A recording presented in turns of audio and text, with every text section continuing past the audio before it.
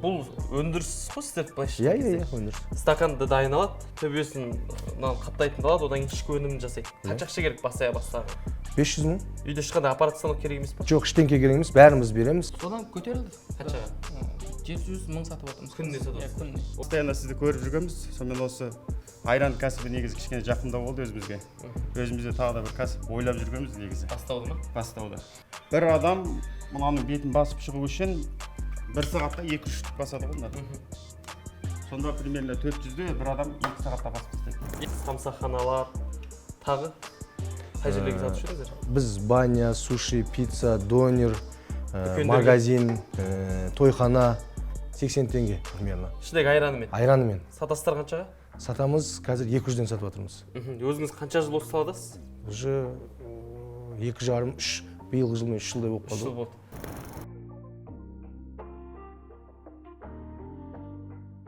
Қайырлы күн достар, есімім Ұлан Құрманғалиев. Бұл Сала таңдау каналы. Құрметті достар, бүгін сіздерге айран кәсібінің 3-ші бөлімін түсіреміз. Ассалаумағалейкум. Алейкум ассалам. Есіміңіз? Есімім Алмас болады. Алмас, танысқаныма қуаныштымыз. Алмаспен бірінші рет емес, енді 3-ші бөлім түсіп жатыр. Өткен жылы осы айран саласын біздің YouTube каналға шығарып, қанша адамға үйреттіңіз? Жалпы бүгінгі таңда уже 50-ден аса адамдай болды. 50-де аса үйренді. Қанша істеп жатыр? Бұл жерде істеп жатқаны Нақты. енді мен стакан заказ бергеніне қарай байланысты біліп отырам. Шынымды айтсам содан 40-50-ге жуық істеп жатқан шығар, 6-7-еуінен связь болмай қалды. Стакан қайттан алып жатқан бір 50 бар, бір 6-7 ғана істеп жатқан жоқ. Иә, содан. Сонда алғаны бір 50 адам ба, или 60 адамдай ма, қанша адам қалды? Негізі грубо 60 адам алып тұр ғой бізден. Соның ішінде мысалы Бір енді 50 алып жатыр, 10 алып жатқан жоқ. Иә, сондай. Стакан алып жатқаннан білем де, өйткені ол кісілер обратный связьға шығады. Уже жұмыс істеп жатқандар уже мазалайды. Қаяқтас деп стаканым кешікті деп, сондықтан біз қазір Қанша теңгеге бастайтын сала? қазіргі таңда бағасы 500 мың. 500 мыңға бастайтын кәсіп.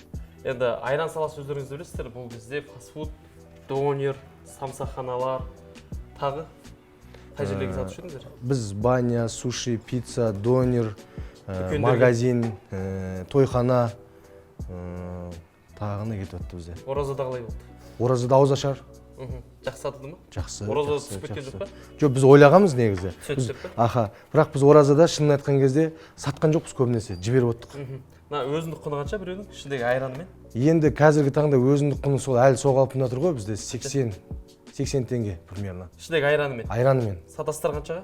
Сатамыз қазір 200-ден сатып жатырмыз. Өзіңіз қанша жыл осы саладасыз? Уже 2,5-3, биылғы жылмен 3 жылдай болып 3 қалды. жыл болды. Енді салам деп өзгеріп кетті, сіздікі ме? Жоқ, бұл салам деп өзгергені себебі бізден алған жігіт болатын, Махмуд деген. Қазір ол жерде ғой кісі. Аха, осы жерде ол Сол кісі. өзгерді. Сіздікі қалай болып тұр? Сол баяғы кезінде ме, Аделе? Біздікі аха сол қалпында әлі аха. Өз брендімен қанша уақытта? Өз брендімен 3 адам кетті. 3 адам өз брендімен, қалған Аделемен істеп жатыр. Қалған аха біздікімен істеп жатыр. Ашылмаған қалалар бар ма? Ашылмаған қалалар бар. Қай? Нақты айта алмаймын. Бірақ бізде қазір орындар шектеулі. Көп орын жоқ бізде. Бірақ соған жаңа өзім үшіншісіне брендтерді көрсетейін деп шыққан болатын ғой, негізі. Нәтижемен бөлісу ғой енді аха. Сондықтан да қазір бізде бос қалалар бар, орын өте шектеулі қалды бізде. Түсінікті, нәтиже емес, қазір толыққан танысатын боламыз. Таныспас бұрын бұл өндіріс қой сіздер былайша. Иә, өндіріс. Стаканды дайындалады, төбесін қаптайтын алады, одан кейін ішкі өнімін жасайды. Қанша ақша керек бастая бастағы? 500 мың. Үйде ешқандай аппарат станок керек емес па? Жоқ, ештеңке керек емес, бәріміз береміз. Жалға бір ғимарат алу керек па? Жоқ, ол кісілер кухнядан бастаған кісілер. Яғни Мынаның хозяинның өзі бұл кісі жоқтан бар етіп кішкентай квартирасынан бастаған кісі.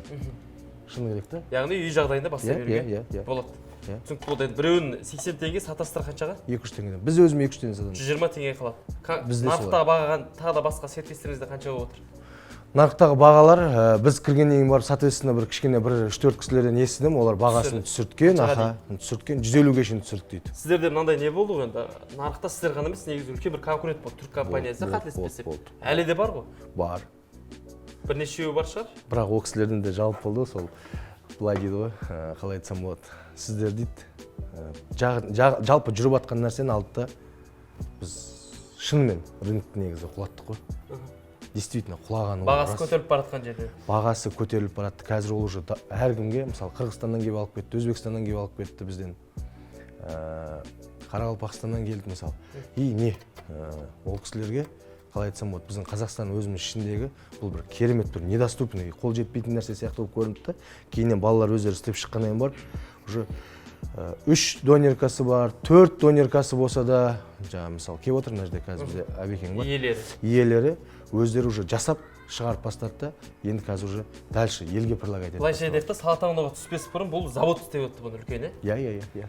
Бірақ енді завод ашудың қажеті жоқ, үй жағдайында істеуге болатын дәлдеп беріңіз. Өзіңіз үй жағдайыңызда бастадыңыз. Былайша кезде конкуренттерге бір үлкен не болды ғой, соққы дейміз? Соққы болды. Нарықта бір соққы болды. соларға бір мойындайтындай бір конкуренттің бірі болдыңыздар ғой? Болдық, рас. Клиентпен талас болды. Ой, талас болды, иә. Олар кісілер бағасын түсіре бастады. Байланысты ма? Байланысқа негізі бір кісілер арқылы шықты. Өсек әңгіме арқылы. Бір кісілер арқылы прямой өзі шыққан жоқ. Енді прямой шықса да өзіңіз. өзіміз. Бағаны дұрыс таяқ дедіңіз? Бағаны сіздер түсірмеңіздер, бірге жасап отырайық, бірге келтіріп отырайық деп сондай предложение түсті. Қысқасы құрметті көрермендер, үй жағдайында 500 мың теңгемен осындай өндіріс бастауға 500 мың теңге ішінде не көруші еді сізде? Бізде жаңағы стаканның бетін жабамыз, батасын ұратын, крышкасы, стаканы, тек қана ішіндегі былай сүтінен басқасы, айраннан басқасының бәрі ғой. Қанша штуктан бересіздер? Сол біз қазір мыңнан жіберіп жатырмыз. Сүтін жабатын аппарат бересіздер ме? Береміз. Аппаратпен қосып. Аха, біз бәрін полностью береміз. Енді кішігірім енді жаңа кейс деп отыр ғой, нәтижелерімен танысып кетті. Қай қаладан боласыз? Қарабұлақтан. Біздің ютубпен бастадыңыз ба? Иә, ютубтан көріп бастадым осы саланы. Жасыңыз қаншада? 28 жас. Бұған дейін Махмұт басқа саламен айналыстыңыз ба? Иә, айналыстық. Қай саламен? Балмұздақ саласы, лаваш, таксопарк, такси қызметімен. Біздің ютуб каналда алғашқы кәсібіңіз ба бастаған? Жоқ, бұл алғашқы емес. Бірінші таксопаркқа шығамыз. Алу такси. Қалай болды? Жақсы, әдемі болды ол таксопарк. Ақша табыс әкеп жатыр ма? Табыс әкеп жатыр, иә. Әлде сатып жібердіңіз ба? Жоқ, оны өзіміз брендпен таксопарк аштық. Жұмыс істеп жатыр. Жұмыс істеп жатыр. Ризасыз ба? Ризамын. Сосын екінші кәсіп аштыңыз, айранды. Екіншісі. Неге айран? Бұл өзіміздің стабильно сатып тұрған айран точкаларымыз болған, донерлер. Соған өзім производствоны кіргіздік осы айран. Дұрыс рецеппен дейсіз ғой? Иә, дұрыс рецеппен. Қазір қанша штук таратасыздар? Негізі 500 болған. Күніне? Иә, күніне 500 болған. Оразаға дейін? Жоқ, біз оны белоттың несіне қосып алдық, айттым ғой. Содан 700 мыңға көтерілді қазір күнде. Нені қосып алдық дейді? Беловод деген район бар ғой бұл кісілердің қасында. Соны бұл кісі қосып алған ғой. Ол жерде кім отырады? Ол жерде негізі бір тоже осы бір жігіт болған. Біздің көрермен ба? Біздің көрермен бізден не алған, сатып алған курс. Сонымен ол кісі жүргізе алмады ма, өзі кішкене негізі бұл жұмысты былайынша айтқан кезде шын көңілмен істеу керек қой. Істемеді. Аха, істемеді ма? Сонымен барады да, кім Махмұт шығады да ол районда. Екінші қып өзіне дополнительно сатып ала салады. Сол кісіден сатып алдыңыз? Иә. Қалай болды енді содан? Содан көтерілді. Қаншаға? 700 мың сатып жатырмыз. Күніне сатып жатырмыз? Иә, күніне. Оразада қалай болды? Оразада бізде шамалы түсті. Оразадан кейін өсіп жатыр ма қазір? Қазір тағы көтеріліп отыр. Түсінікті болды. Өзіндік құны қанша отыр сізде? Бізде өзіндік құны сәл басқашалау. Қанша? Иә, 60 теңгеден өзіндік құны. Сізде төмен болып жатыр? Иә, төменірек түседі. Сатып жатырсыздар қаншаға? 120-дан сатып жатырмыз. 120-дан. Үстіне қанша сонда? 60 теңге қосасыздар? 60 теңге. 60 қой сонда. Өзіңізде донерка бар ма или тек айранда ғанасыз ба? Бұл негіз бұл саланы 2018 бастаған донерден 3 донерка аштық, 5 мороженое аштық. Сол ашып банкрот болған негіз. Содан кейін тағы қайтадан бастап жатырмыз осы кәсіп. Тек айранмен айналыса бересіз? Фастфуд бар менде. Жүріп жатыр ма? Иә, өзіміздің фастфуд бар. Салам фастфуд деген не? Соған айранды да. Бренд қойған сіз екен ғой саламды. Таксопаркта бар, онлайн интернет магазинде бар, барлығы салам брендпен шығып жатыр қазір. В общем, салам деген затты хит қыламын деп отырсыз ғой, амандасуды. Дұрыс, бұл кісі өзінікін солай жандандырып жіберді ғой ары қарай. Табысыңызды бәрін дәлелдей аласыз? Табысын күндік шығарып жатқан дүниеңізді, цехыңыздың сурет видеолары, фотолары. Қазір сол видео неден балдардан сұрап, цехта балдар бар. Жоқ, оны жібересіздер ғой, оны түсіндім жаңа. Ақшаны қалай аласыздар қазір? Наличка, Каспиймен, ипмен? Ипмен сол. Күніне 700 штук сатып жатсыздар, иә? 120 теңгеден. Табыс дәлелдей аламыз ғой? Иә, дәлелдей аламыз. Аха, сұхбат бергеніңізге рахмет. Жұмысыңызға береке тілейміз. Біздің канал жайлы бір ауыз айтып кетсеңізші. Канал екі кәсіп бастапсыз енді. Канал әдемі. Тағы мен көріп отырамын. Каналдан шығып кетіңіз. Жоқ, шықпаймын. Фокус ауыстыруға болмайды. Жоқ, шыға алмаймын ол каналдан. Шыға алмаймын дейді. Басқа саламен айналыспаңыз, ол екі сала жетеді. Сол екі саланы ашып, сол 35 миллион минусқа кіргем сол. Содан шықтық. 35 миллионға минусқа кіріп, сол папамен бірге болған ғой ол жағдай. Оған мен қатысым жоқ қой. Жоқ, сіздің қатысым. Рахмет. Аха, жақсы. Есімім Абай, Алматы қаласынан боламын. 35 жастамын. Айранды қашан бастадыңыз? Сентябрьде бастағанбыз осы. Қыркүйек айында өткен Иә, жылы. қыркүйек, октябрь. Қазіргі нәтиже қалай? Қазір бастағанда 50-60-пен бастағанбыз. 50-60 штук. Иә, 50-60 штукпен өзіміздің донеркаға шығарғанбыз. Сізде донерка бар ғой? Иә, өзімізде Қанша жыл донерка бар. 3-4 жыл болып қалды. Донер саласында. Бір точка ма, екі точка ма? Бір точка. Қарабұлақта ма сол? Жоқ, осы Алматы қаласында. бұл кісі алматыда. Қай жерінде? Саяхатта. Донерді қалай пайда? Жақсы, Аллаға шүкір. Айрандаш. Жақсы, Аллаға шүкір. Қазір қанша айранға шықтыңыздар? Қазір біз өзімізге шығарғанбыз басында бірінші. 50-60-100-ге дейін шығарғанбыз. Қазір Аллаға шүкір 350 сондай сатып жатырмық. Өзіңізде ғана ма? Жоқ, қасымызда көршілер бар, соларға беріп жатырмыз. Осының жанына Иә, таратып кішкене ақырында көбейтіп. Өзіндік құны қанша отыр сізде? Бізде енді Алматы қаласында кішкене сүттің несі қымбатырақ. Сонымен 90 теңгеге шығып жатыр қазір. Сатасыз қаншаға? 150 теңгеден. Әлі өзіміздің точкада сатып жатқанымыз 280-300-ден сатып жатырмыз. Өзіңіздің точкаңызда қымбат, былай оптом Былай берген бағаңыз ба? оптом баға 150 теңгеден. Түсінікті ғой, енді Негізі ройс Алматы қаласында бұл оптом бағасы бұның өзі белгіленіп қойған 150 теңгеден. Бәрі солай өткізеді. тура солай өткізіп жатырсыз. Аха, бізде солай өткізеді. Енді өзіңізде ройсы 280-ге жібересіз. Иә, 280 сондай сатып жатырмыз. Пайда жақсыз сол жерде. Ораза қалай болды? Ораза да жақсы, Аллаға шүкір. Қатты ондай бір түсіп кеткен жоқ. Сұраныс жақ кешке қарай өтіп кетті болды Иә, десеңізші. жақсы, Аллаға шүкір. Неге айран? Айран өйткені Сіздің каналдан бастадыңыз ғой? Иә, сізді көріп жүргенбіз. Сала көп қой енді, неге айранды алдыңыз? Постоянно сізді көріп жүргенбіз. Сонымен осы айран кәсібі негізі кішкене жақындау болды өзімізге. Өзімізде тағы да бір кәсіп ойлап жүргенбіз негізі. Бастауды ма? Бастауды. Алыстамай сол донердің айналасынан бастап Өзімізде десеңізші. донер болғаннан кейін сонымен осы айран осы кәсіпті бастадық. Алмас бауырымызға барып үйрендіңіз бе онлайн ба? Сіздерден көрдім, кешке көрдім, примерно сағат 10-дарда көрдім.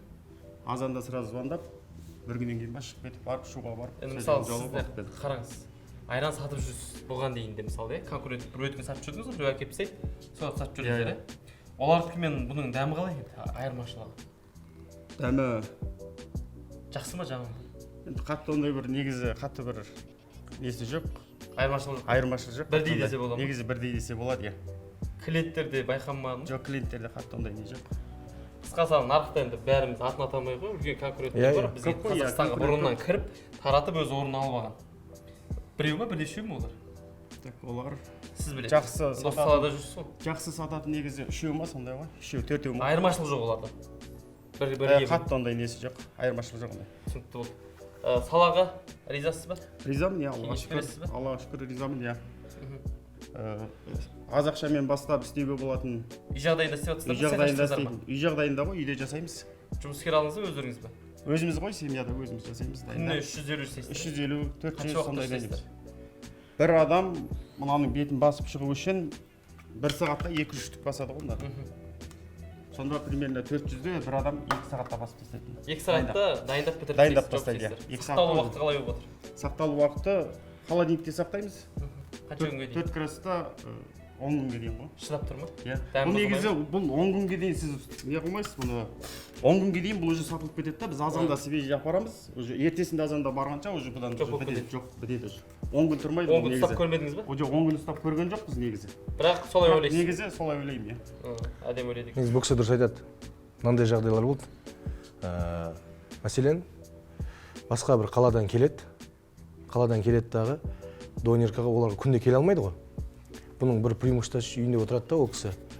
Келген дүниені донеркаға келеді да, фастфудтарға келеді да, ол кісілер аптасына бір рет келеді, 10 күнде бір келеді. Мысалы күніне 20 штук өтетін болса, 10 күнде 2000 штук өтетін болса, мысалы 200 штук өтетін болса, 200 штук салып кетеді. Олардың ішінде жаңа возврат болады, обмен болады, бұл обязательно кисломолочка болғаннан бар, қышқыл болады, атылады, үйтеді, бүйтеді, ол обязательно. Ал қазіргі таңда көп біздің кісілердің алған себебі, ол өзінің районында мысалы күніне 20 кете ма, 5 точкаға 100 ба, аппаратта қойып қояды.